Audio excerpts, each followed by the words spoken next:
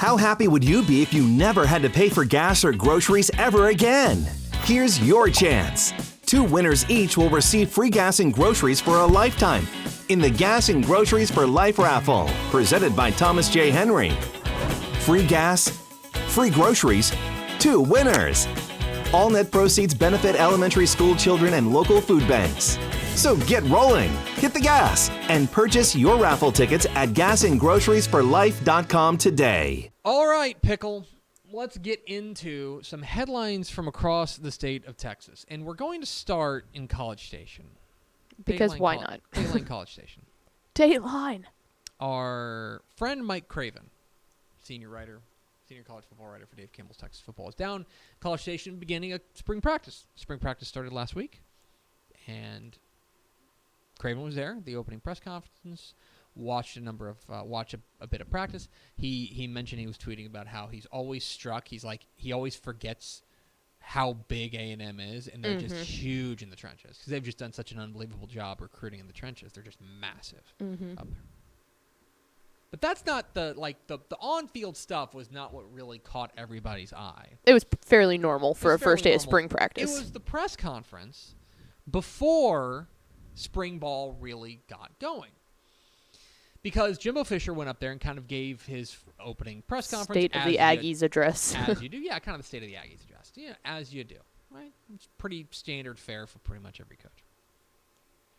And so, of course, the big headline this offseason was that Jimbo Fisher fired they parted ways with Daryl Dickey, and they brought in a new offensive coordinator in Bobby Petrino. So, and I think we've had long conversations on this show about why that was necessary, why that's a good move, why they needed to bring a new voice in the room to, at the very least, take some of the responsibilities off of Jimbo Fisher from a play calling perspective. And, of course, Jimbo Fisher still knows a lot about offense. He's going to help design the offense, but let someone else handle a lot of the nitty-gritty of the offense, right? We all thought, whatever you think of Bobby Petrino, certainly bringing in another guy who is known for his offensive acumen was a good idea to help move this offense forward, which was pretty poor last year, right? So imagine our surprise when there was a number of just kind of mixed messages in the press conference. He was asked, I don't even know who asked it. I know it wasn't Mike. He was asked point blank, hey, who is going to call the plays? Seems like a pretty reasonable question. You have a new offensive coordinator? Who is going to call the plays? Because Daryl Dickey was the offensive coordinator. But he didn't actually call the calls. Plays. Jimbo Fisher called the plays. That's why you see him with the big sheet. Denny's menu. Yeah. Big Denny's that's menu. pretty good. That's pretty accurate. That's the new thing for all these college football, for all these football coaches. Yeah. You have the big play sheet. He had the big play sheet. Looks like the Waffle House. You can picture it. The glasses on his nose. And the play sheet. Right. So he's asked point blank, hey, who's going to call plays? Which is usually something you have figured out by now. Just throwing that out there. I mean, we'll go through that as we go. Pause. Plan on Petrino, I think him, calling plays. I have no problem with that. End quote. I mean, we'll go through that as we go. Now, at the end, he did say, plan on, I presume he said, we plan on Bobby Petrino calling plays.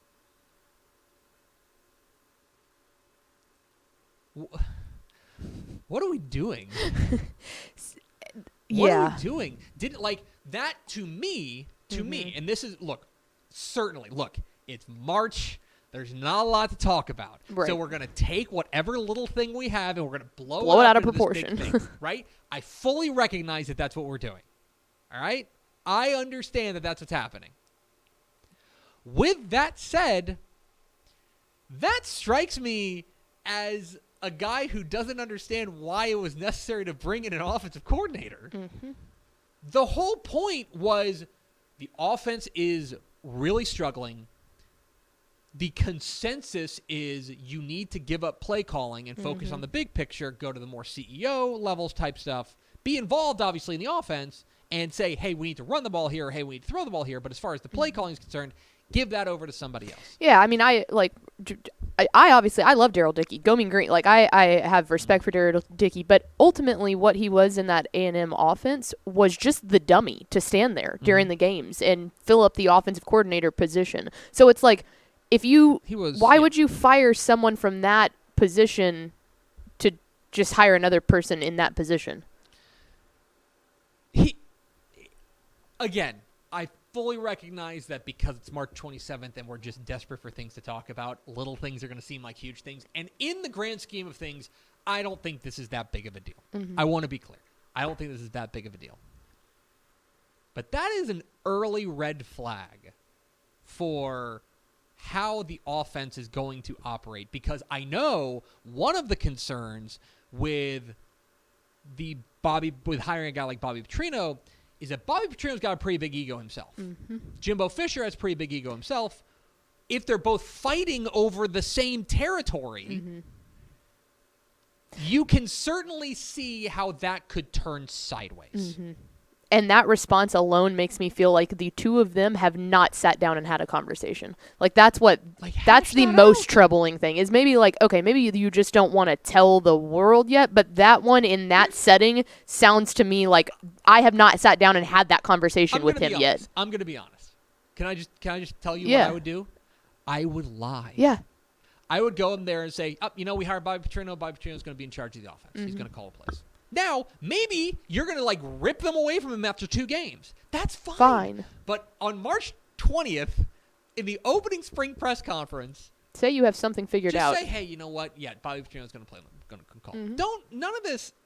Even spin it in to make you. As we go. Yeah, you can spin that to make you sound like a better head coach. Like, oh, we're real excited.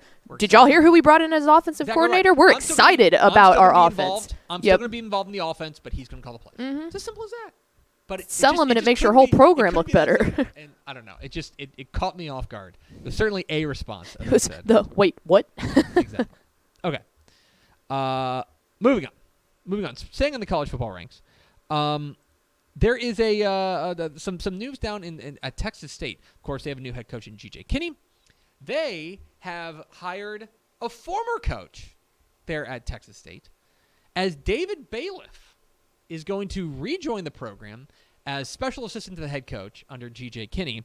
Of course, David Bailiff most recently was the head coach at A&M Commerce. Before that, he was the head coach at Rice. He's a guy that we know very well. He's a guy that we're awfully fond of. But he is, but of course, he may be probably down there. He is known as the head coach at Texas State for 3 seasons, 2004, 2006, as well as he led them to. He was a member of the Lone Star Conference Championship team back in 1980. So David Bailiff is going to be the assistant, the special assistant to the head coach there under G.J. Kinney. So cool for Coach to go home there. Into the high school ranks we go. And into the high school ranks, some pretty big after spring break. There wasn't a ton of movement across spring break because it was spring break. But at the high school football ranks, we now have some pretty major moves, one of which came down last Monday as Rockwall Heath made a hire. You may remember Rockwall Heath was hired after the whole, let's call it rigmarole. Is that good? That seems fair. With John Harrell. They had an opening, and that opening has been filled by a gentleman who is pretty familiar with Rockwall ISD himself, Rodney Webb. Rodney Webb most recently was the athletic director at Highland Park. Before that, for he 1 was year. the head coach at Denton Geyer. For Before that, 2 years. he was the longtime head coach at Rockwall High School. So he is coming out of the what's called the booth, right, or coming off of the out of the administration and back onto the sidelines. There, he's 160-78, where he was their head coach at Rockwall from 2013 to 2019. Took over at Denton Geyer, where he went 25-5 in 2 seasons, led him to a state championship game. Then he took the athletic director position at Highland Park, which was just for this past year by Johnny Ringo. He was there for 2021. After the 2021 season, so he was there for all of 2022 up until this most recent in March 20th. Rodney Webb's a great coach. I think that goes without saying. You look at his record speaks for himself. He knows Rockwall. I think this is a really savvy move by Rockwall ISD to bring in a guy who It's familiar. This is a very tumultuous time in Rockwall ISD, and I think bringing in a guy that pretty much everybody can get behind, trust, and trust, and everybody knows, I think is really smart. Yeah, his resume speaks for himself over there. Now, I haven't spoken with Rodney Webb. I want to be clear. Mm-mm. Pickle, may I speculate wildly? Yes. So, you remember when he left Denton Guyer to become the athletic director at Highland Park? There were two things that we thought. One was that was pretty much a retirement gig.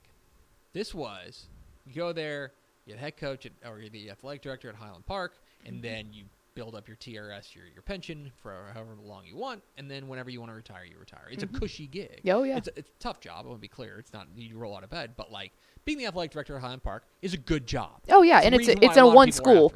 Like, especially if you want to talk about a school with a lot of pristine and it's just one school. That helps from an athletic director standpoint. Absolutely. There were some people who wondered if he was taking the athletic director job to either make the next hire at Highland Park, because, of course, Randy Allen has been there forever. He's the second winningest coach in Texas high school football history. He has technically retired before. He has retired before. You don't know how long he wants to coach, or be the next head coach of Highland Park at Highland Park himself. That was my guess. Was, hey, I'll do this, then I'll be the head coach. That was my assumption. And that's fine. I was wrong. I disagree, but that's okay. Yeah. I wonder, and I haven't talked with Rodney Webb.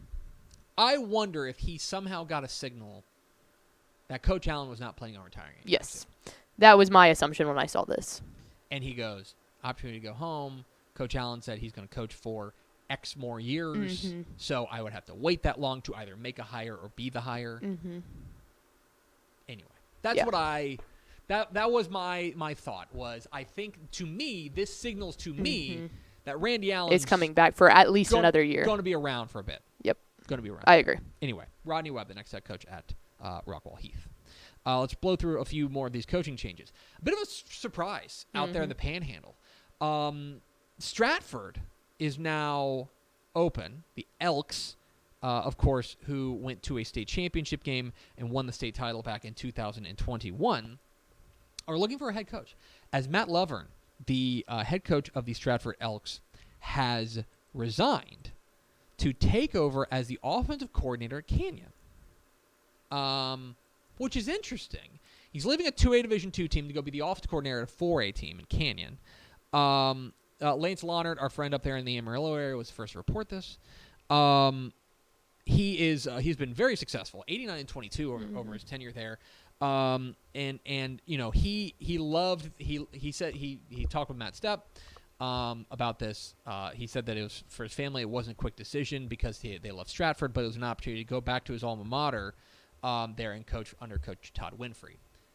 Okay, that's certainly that is interesting, right? More speculating wildly, Pickle. Okay. More speculating wildly. Because going from a head coach to offensive coordinator, even though you're moving up a couple of classifications, is a little interesting, right? Especially at a good job like Stratford. Oh, yeah. Speculating wildly. We like to do that. I wonder... Now Todd Winfrey's not all that old, but I wonder if he is going to be like Coach in waiting.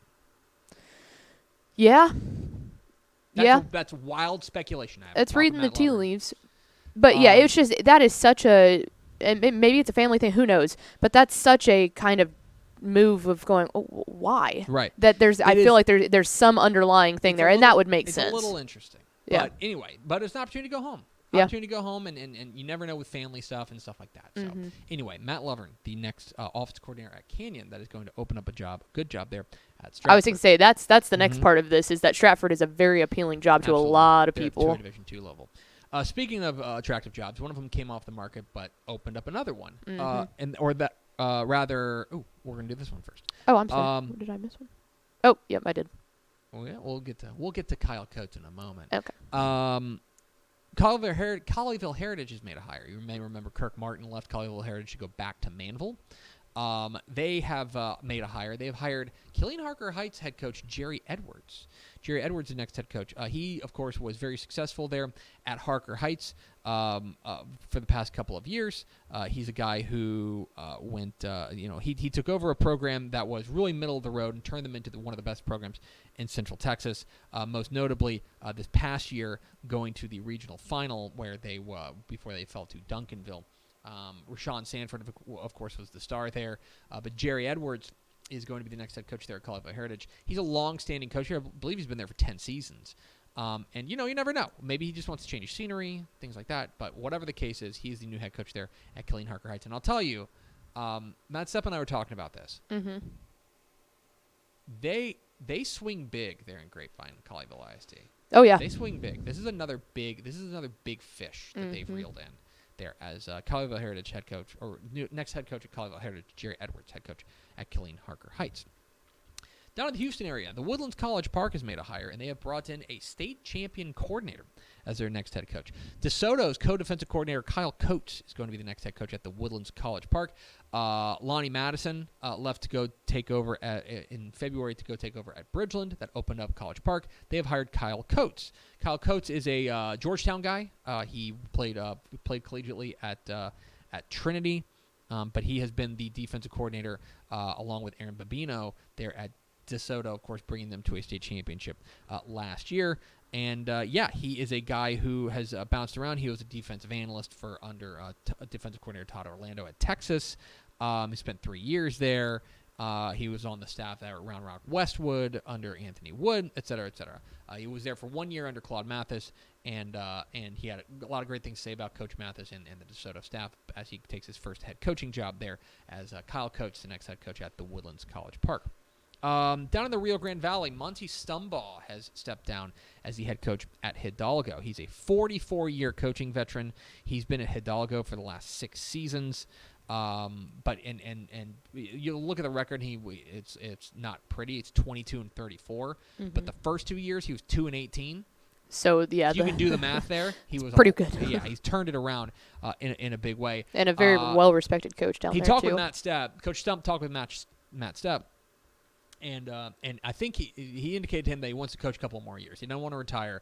He wants to. He's probably best known for what he did at Port Isabel, where he led them to a couple of regional finals.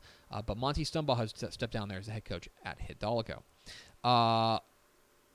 Colmsneal is looking for a head coach because Cody Day has left to take over at Price Carlisle. Price Carlisle, of course, came open when Clay Baker left to go take over at Henderson.